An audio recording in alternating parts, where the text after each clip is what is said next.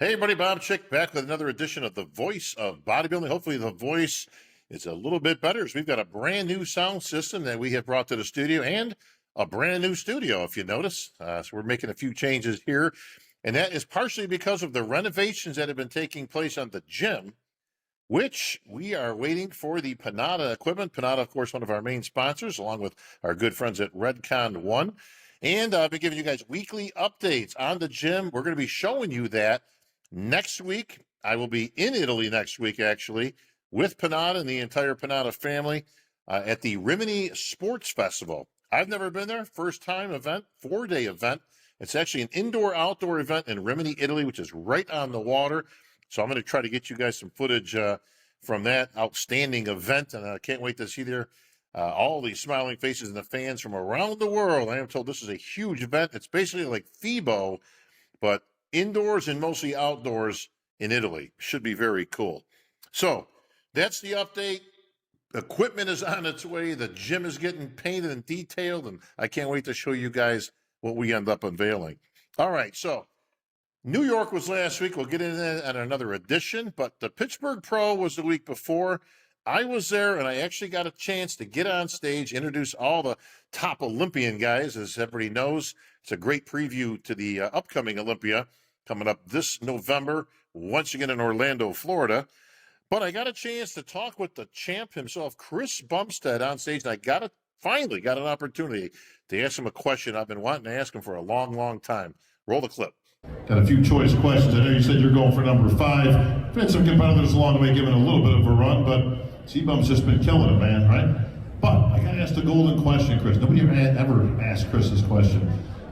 The Classic Physique division was put in not that long ago, brand new. What would you have done in your career, or would you have had a career, if there was no Classic Physique division? I almost retired. I'm not gonna lie. In 2016, I turned pro as an open bodybuilder and heavyweight. And heavyweight, not super heavyweight. At 6'1", I'm probably one of the smallest guys on stage. I know a lot of these judges were there judging me, so thank you for that pro card. I appreciate it. But I honestly was ready to be done. I didn't think I had a future in open bodybuilding. It wasn't something for me. So it's probably every single year, every day, when I'm standing on stage, I'm so grateful for the Classic Physique division. I think it's opened up such a bigger variety of a scope of people to watch the sport and kind of come into it. It's a much more modern age thing, and then we have all the divisions kind of checked out. We got the big mass monsters, the shorter mass monsters, and then the classic guys, men's physique. We got everything, something for everybody. So I'm very grateful that it's something for me. It's skyrocketed the joy and beauty in my life and everything I get to enjoy every day. So I'm just grateful it's there. Dan, isn't that something to think that how different the landscape would have been if this division doesn't exist? CBUM doesn't exist, at least in the terms we know now. He's amassed a huge following. I see people like my brother-in-law Ian. I see people backstage like Nick Walker, Big Ramy, and I'm like, holy shit, those are big guys. That's kind of what goes through my mind. And honestly, the first thing that pops in my head is I'm just so grateful to be where I'm at. You know, like I said, Classic Physique has given me a beautiful life and so many moments that I will never forget. Every time I see these lights, and it just reminds me of the Olympia stage, and I'm like, it's given me so many moments and so many experiences and brought so many beautiful people in my life that I can never think of leaving it right now. So I'm just enjoying where I'm at, being present, enjoying the journey, and having fun with it. All right, as you can see, Chris Bumstead, this is why he's the champ, folks. He's eloquent, he's professional, well-spoken. That's why the people love him. He's got millions of followers, and he has done a lot for this sport, especially when it comes to classic bodybuilding, or is it classic physique? This is something we're going to talk about today. But as you heard Chris say, he gives a lot of accolades to Jim Mannion, the IFBB Pro League, in effect, for creating this division, because without it, as you heard him say himself, he's not so sure he even would have had a career. Now, this is interesting to a lot of people because Chris is a great bodybuilder. Now, we talk about classic physique. You can call it classic bodybuilding. We actually toyed around. And when I say we, I'm talking about the Pro League. Back when it was first introduced, of whether we would call it classic bodybuilding or classic physique. Now, at the end of the day, we wanted to differentiate it from bodybuilding, and that's why it ended up with the physique tag, because we thought if we just called it classic bodybuilding, it would just get mixed in with the regular bodybuilding classes. I don't think that was a bad idea. It does give a distinction. However, everything's bodybuilding when you get to the art of judging a physique putting people in places and having what we call a competition.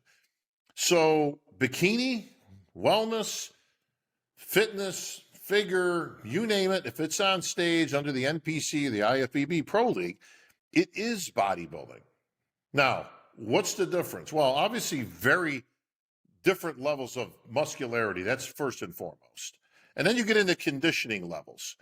And we could talk about that, at length at another time. But that's basically what makes the difference between Division A, B, C, D. Again, however you want to phrase it. Chris was quick to point out that without this division, he probably wouldn't have done much of anything. Why is that? I don't know if he had the confidence that he clearly has now. He had some success, but like he said, took him a while to even get to that level. And then he was in with the open bodybuilders. He started as an open bodybuilder. And I don't think he would have done poorly. I mean, clearly he has the tools, or he wouldn't be where he is today. To take his physique and get himself in conditioning and retain the amount of size that's necessary and put it all in a beautiful package that has brought him Olympia titles. So I think I have more confidence in Chris's physique than he did back in the day when he first started. But the question is would he have had the success that he has? Well, this is kind of the topic for today is where do you go when we start talking about a hypothetical? If you take Chris Bumstead, we put him on the open stage. Let's just say that there is no classic division. So now he's in bodybuilding and he's in open bodybuilding. Well, there's two ways to look at this. Number one, without the classic division, there is no weight restriction. Chris would clearly be in open bodybuilding, and there is no weight limit. You can be 250, 280, you can be 300, like some of the guys we've got today. Now, would Chris's physique still be the same if he was 20 pounds heavier? Now, no, he wouldn't be exactly the same, but let me tell you something. That's a formidable thought to think about Chris Bumstead without a weight restriction on him. And the fact that I think he's in a 240 range. I have to look up the actual stats of what the division calls for, but let's just assume he's in the 240 range for his height, which I believe is about 6'1". Now, could he be 260 something and still retain the physique that he has?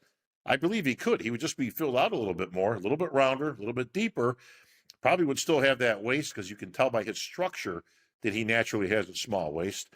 He's got a great X-frame, beautiful proportions. Again, there's a reason that he's the champ multi-times now. So the question remains, could he have done well in the open? A lot of people think if he just stepped into the open now, even where his weight is, that he would do well. I don't know if I go that far. I think when you say well, yes, he would be a contender and he would be up there. No question, he's a top 10 guy. The question would be can he break the top 3? Would he be a contender for the title? Could he stand next to a Samson Dauda, a Big Ramy, a Nick Walker, any of the current guys that are occupying those top 5, top 6 slots? And I believe with 15, 20 pounds that he probably wouldn't sacrifice too much conditioning. We've seen this in lower divisions. We've seen Derek Lunsford bump it up from a 212. Now, while he may not have the height of a Chris Bumstead, it's all things are proportional, all things are equal. He's done very well, clearly, with a runner-up finish at the Olympia last year, and now is a number 1 contender going into this year, and he's got a legitimate shot to upset the champ, Hadi Chupan. So, classic versus bodybuilding. What makes a classic physique versus an open bodybuilder? This is the big question. Is classic a concept? Is it a style? Or is it a division in terms of it's just a different bodybuilding division? Just because you point your finger out and do a pose doesn't mean that's a classic pose. I mean, yes, those are poses they did in the old days. They've been doing them forever. So that said, poses are poses. But pointing to the sky or keeping the fingers open doesn't automatically make it a classic physique by any stretch. I've seen guys that got no business being in the classic division that quickly found out that no, it's a little bit more than just the physique that you display. It's actually a style, if you will. It's a concept, okay? Does that throw you back to the old days? Is that a physique that reminds you of the 1980s? Of course, that gets into a whole subcontract of, well, when was classic exactly? Are the 70s physique classic? Are the 80s classic? We hear a lot about the 90s all the time. Allegedly, that was the best era for bodybuilding, maybe the best combination of both. But if classic is a social construct, then maybe the mustache does have something to do with it. I always like to give Chris some good ribbon on that one. But we've seen a lot of mustaches appear, haven't we, since Chris took that title? So maybe we go to the handlebar mustaches, the Abner Doubleday type looking 1930s look. But it does inspire some conversation and some thought process to what makes a classic physique. Classic proportions, all right, we've talked about that many times. Small waist, wide shoulders, flaring thighs, big arms, small joints. You don't want to be overdeveloped in areas. You certainly don't want to be underdeveloped in some areas. But a classic physique is a throwback. And the training, quite frankly, has changed dramatically over those years. We single out certain parts, okay? Big arms has never gone out of style, never will. But when we take a look at things like, specifically, like rear delts, okay? You look at old pictures of Arnold, they think he was weak when it comes to rear delts. I don't think he was weak per se. It just wasn't an area that the guys were looking to develop or overly develop at that. Quite frankly, I see way too many rear delts so out of proportion that it makes people's arms look small. And by comparison, I've seen 20-inch arms look small because their delts are so big.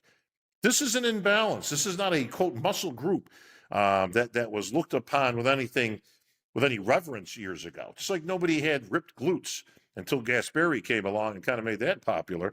But the trunks were much bigger back then. Why? Well, because you were literally covering your ass, literally and figuratively, okay? Because that wasn't a body part that you wanted to show. That wasn't something that the judges were looking at. The level of conditioning at that time was not at that point that having lines in your glutes was something to be admired or something that you would look at with some sort of idea of, wow, look at this guy. You could see old footage of guys. You could see that there's lines there, but they were covered. You could kind of see it through their trunks. It just wasn't something that you wanted to put out there, in the judging universe for any good reason. So some of the questions that have been coming my way on Classic. Why do they have to wear black trunks? Well, this is a good question. I don't really know. I think in the old, clearly they did have color in the old days, despite what the old movies might show. I think it was an idea of just they mostly wore black back in the day, but I've seen plenty of colorized videos of old Olympias and universes and other shows. Yes, they did have color back then in the old days. Wizard of Oz pretty much put that to rest. But it's an idea that I think it was more of a look. Do I think we can change that? Sure. I mean, I don't understand why we, at this point, listen, it's an established division. It's very popular. We got a lot of people in it. Did it inspire a lot of new people to the sport? Well, I'm not so sure about that.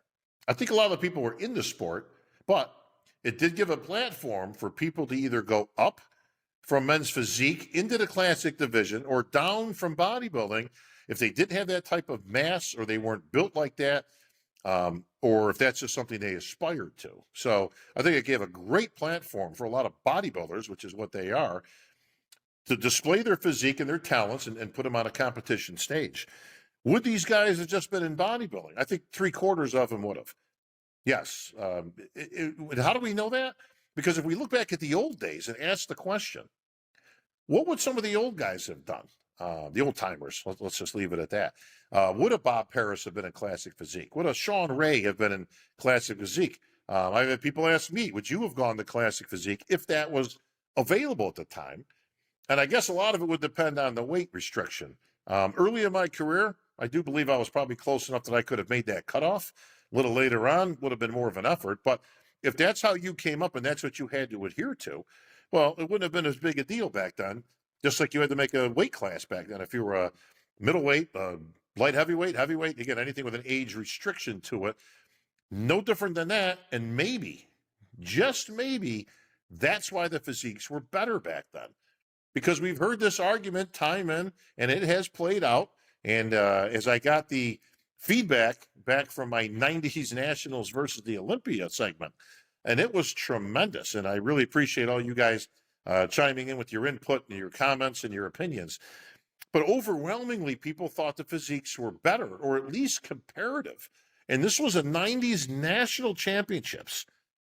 Okay, 91, early 90s.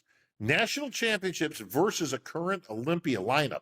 That tells you a whole lot, but a lot of people had to make weight at that point, and they kept their physiques to a certain degree. That's why Classic has a weight restriction on it. If the weight restriction was taken off, Classic would just be another bodybuilding division. It would look identical. And that was not what the idea was when we put together the Classic Physique division. It was to be separate. It was to be judged using slightly different criteria. And it was put out there as another alternative for bodybuilders that wanted to compete under a slightly different umbrella. Just like we have the men's physique division, just like we have the 212, just like in all the women's divisions, you've got a lot of different platforms that you can go to. So we allow for growth within the sport, and more importantly, within the federation, that you can go. I know a lot of girls personally who started in bikini or figure, and then went up to women's physique, and then ultimately into women's bodybuilding, if that's what they like to do. But I know a good half a dozen of them myself. So has Classic had any impact on the open division? I don't think we'd see a lot of difference. I think guys that aspire to be in the open, that to put on that kind of muscle mass will always be there. The freaks, as it would be. We've talked about that many, many times. So that said, where do we go with the Classic division? And how long is Chris Bumstead going to be kicking around? Because we have tapped on this. It's a tremendous amount of effort for him to get ready for shows. He's dealt with a lot of personal issues in terms of body mechanics, certain issues that have arisen with getting sick or ill throughout prep. I don't know how much more does he need it for popularity? No. I think he's pretty much established where he is right now. But the Classic division, whether he stays or goes, let's just say for sake of conversation, this is his last year. Chris calls it a day. Okay, I'm good enough, and I'm going to get out of here with my victories and go down in history. Be a tough one to beat, but maybe we'll see that down the road. It's in good hands. We've got some great up-and-comers. We've got Ramon Dino that's going to be chasing him down again this year. We've got Mike Sommerfeld. We've got Urs Kalasinski. So you've got, and then we got some other new names that have just popped up recently, like Michael DeBoule. So he has won 2 shows back-to-back, his last 4 shows, if I'm not mistaken. So he's established himself as a legitimate contender.